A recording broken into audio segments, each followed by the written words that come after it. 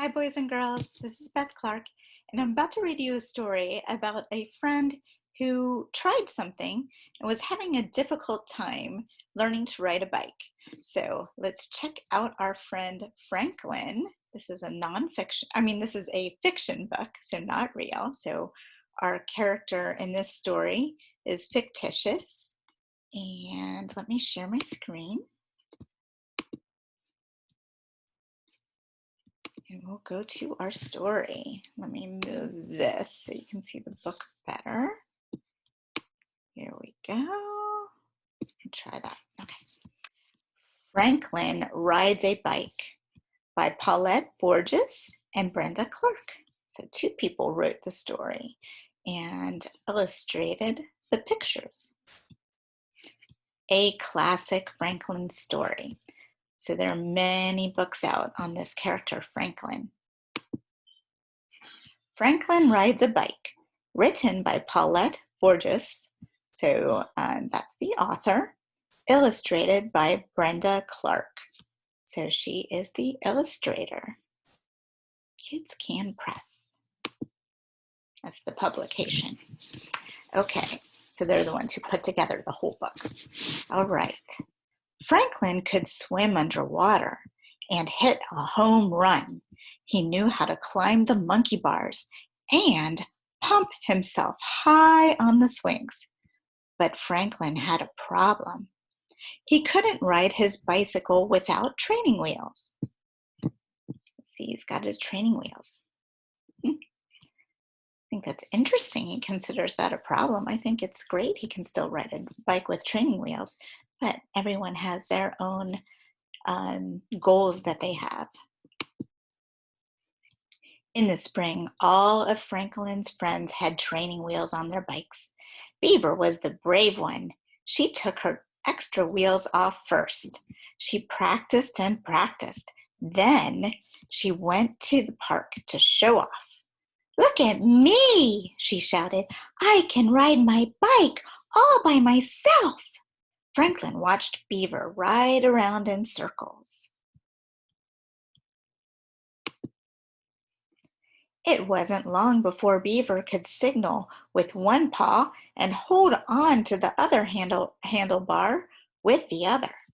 Soon everyone but Franklin could ride without training wheels. "We're going on a picnic," said Bear. "Come on." Franklin was worried that his friends would make fun of his training wheels. "I'm not hungry," Franklin fibbed. Fibbed is another way of saying not telling the truth. He went home to eat lunch alone. I'm going to move my picture so you can see the illustration here, and you can see how he's feeling. He doesn't look very happy.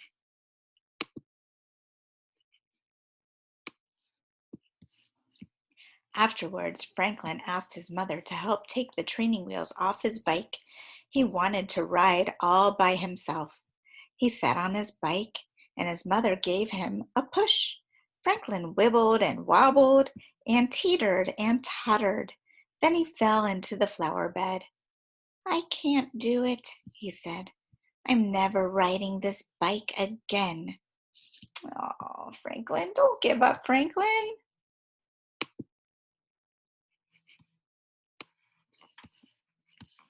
Move that into the corner. There we go. For the rest of the week, Franklin felt left out. He watched as his friends rode off without him. They were becoming great explorers on their bikes. Oh no, he's missing out on all that fun just because he's worried about the training wheels. I wouldn't want to miss out on all that fun. I'd go ahead and throw on those training wheels until I learned to ride on two wheels. But everyone's different. On Saturday, Franklin's friends zoomed by his house. "That looks like fun," said "That looks like fun," said Franklin's mother. "I can't ride without my training wheels," groaned Franklin.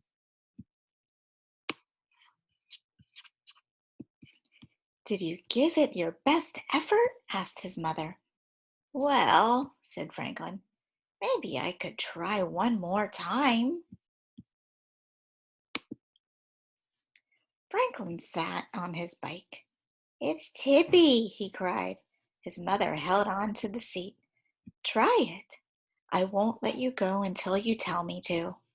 Franklin pedaled while his mother guided the bicycle from behind. He felt unsteady and very unsure. I'm going to fall, he said, and he stopped pedaling. Riding a bicycle is difficult, said his mother, but you can't give up just because it's frustrating. It's too hard for me, said Franklin. It was easy for my friends. Do you think everything comes easily for them? She asked.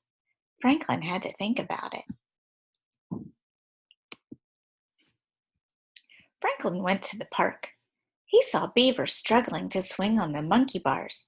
Each time she got to the third rung, she fell into the sand below. No, Beaver, said Bear. Do it like this. It's easy. Easy for you, said Beaver. She tried one more time and fell again. Maybe tomorrow, Beaver grumbled. Franklin remembered when Badger learned to swim. She was afraid to put her head under water. It's easy, said Franklin. Just do it. Badger had spluttered and cried. It took her a long time to feel good in the water.